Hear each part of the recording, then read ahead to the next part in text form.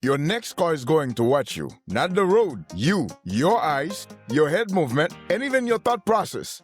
And if the car decides that you're not fit to drive, it can stop you from going anywhere. This isn't a conspiracy theory. This already signed into law. Let's talk about it. Hello everybody, welcome to Nice Cars for You, where we cut through the noise and tell you what actually matters for your wallet and your decision. So let's get into it. Let's find out what's going on with that law and what's going to happen to cars in the years to come. All right. So Congress passed the Infrastructure Investment Jobs Act, okay? And most people heard of roads, bridges, fine, right? But buried inside is a 2,700-page bill. Section 24 to 20 is something that changes everything in every car that's built from 2027 forward. And to me, that is going to change the world as we know it. That law requires new passenger vehicle to have advanced impaired driving prevention technology. What that means? It means cameras and sensors monitoring you every single time you get behind the wheel. Here's the rule. They wrote in that act, passively monitor the driver, detect impairment, prevent the vehicle from operating if impairment is found. You heard that, right? That's the law. That's not an opinion. That's the actual text in the law. So how does this actually work? Well, infrared cameras mounted on either the A pillar, those pillars right here, most likely this one, and your steering wheel. Then so technically the trim piece right here, so next to your windshield. And they are tracking your eyes and your pupil size and your head position and your reaction patterns, right? No breathalyzer, no test, no conversation whatsoever. The car just watches you and decides whether you're fit to drive it. So if the system flags you as impaired, whether that's alcohol, fatigue, or anything it might think, or if it thinks that you look off, it can block the ignition or limit your speed depending on where you are. And here's where I need you to really pay attention. There's no human interaction whatsoever in that decision. So it's all AI, and it's an AI system that is making the call whether you can drive your own car or not, the car that you paid with your own money. So the real timeline for this, folks, before you panic and run out to buy your 2026 car tomorrow, well, let me give you some real timeline, okay? NHTSA, the agency that's supposed to finalize this rule, already missed the November 2024 deadline. So they issued a report to Congress saying that the technology nowhere near ready, okay? They can't even reliably measure blood alcohol content with this system yet.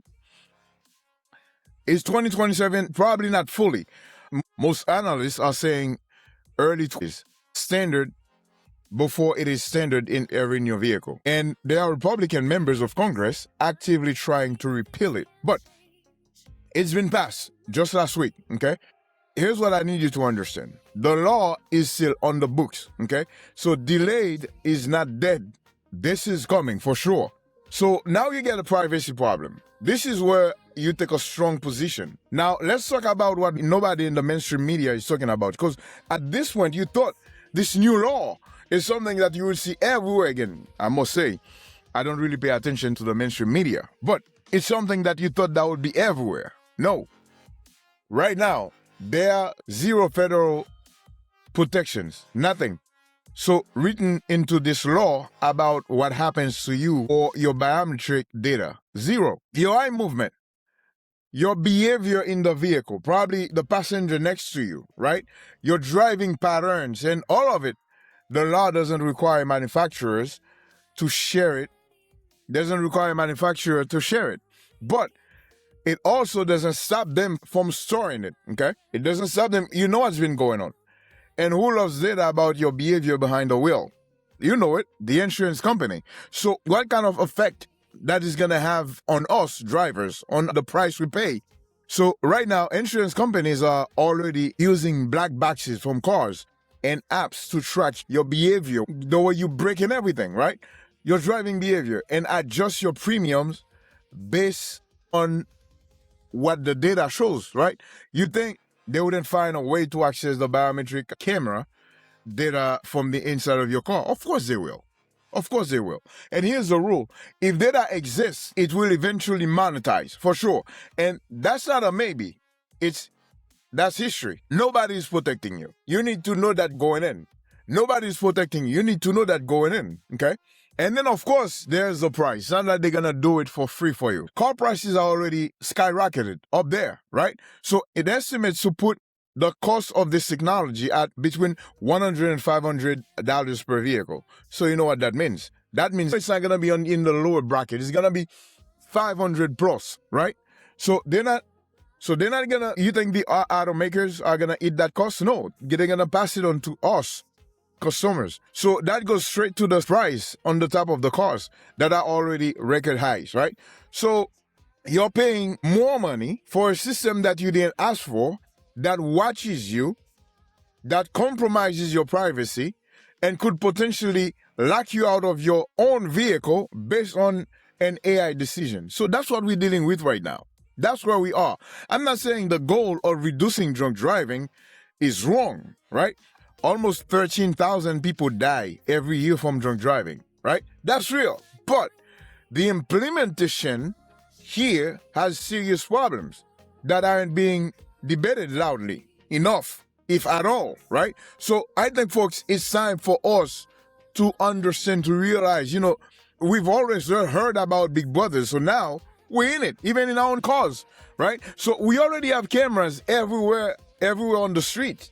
All the street poles, we have cameras everywhere, right? So now they already have cameras in our own houses, right? Our own homes, where we have microwave, fridge, you have TVs, everything has a camera. So now, even inside of your vehicle, I must say, I installed a camera in my other vehicle. Well, all my cars, trucks, they have cameras, right? A dash cam. But I installed one of the cabin cams in my other trucks, because I have a truck that has not been featured on the channel, because I'm making a lot of videos about the truck, and that's going to be somewhat a surprise, but it's going to be very interesting. So I have a cabin camera in that truck. Knowing that, I know when to disable the voice, right? I can mute it, and I can even physically disconnect it. That's me. This is my decision. Okay? Or to protect myself if I ever get in the vehicle, there's something that I want to prove. That's me. But this system, it's different. This one is mandatory. So it's just to tell you, the intention is fine. Saving lives is the real goal. I understand. But the law, as written, gives automakers no restrictions. They can do whatever they want with your data, right? Gives you no opt-out options. And they add costs to your purchase and put an AI between you and your ignition. Folks, let's try to understand that nobody's going to be involved in that decision. AI. And that can stop you from, to me, that's not a safety feature.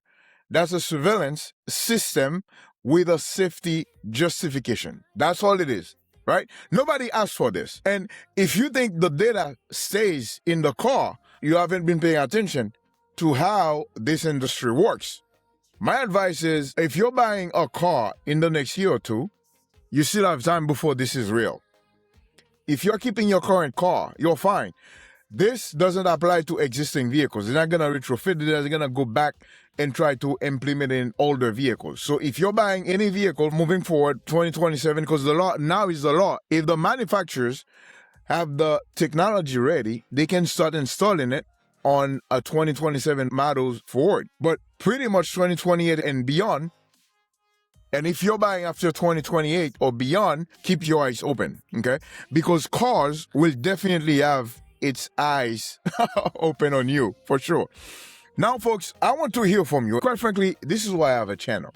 This is why I like to share when I have ideas, when I see things that are not right, or even things that are right. You're watching.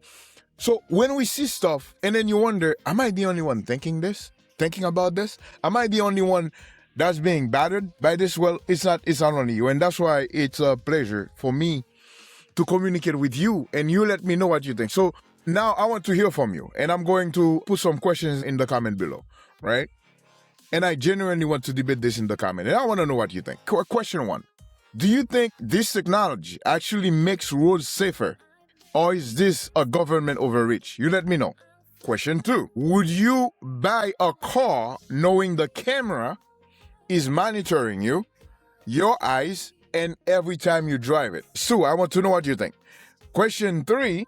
If your car locked you out because the AI thought you were too tired and you know for sure that you weren't, what do you do? Drop your answers in the comment below, real talk only, and I read every comment and I will reply as they come in. So if this video helps you understand what's actually coming, share it with somebody who's about to buy a new car.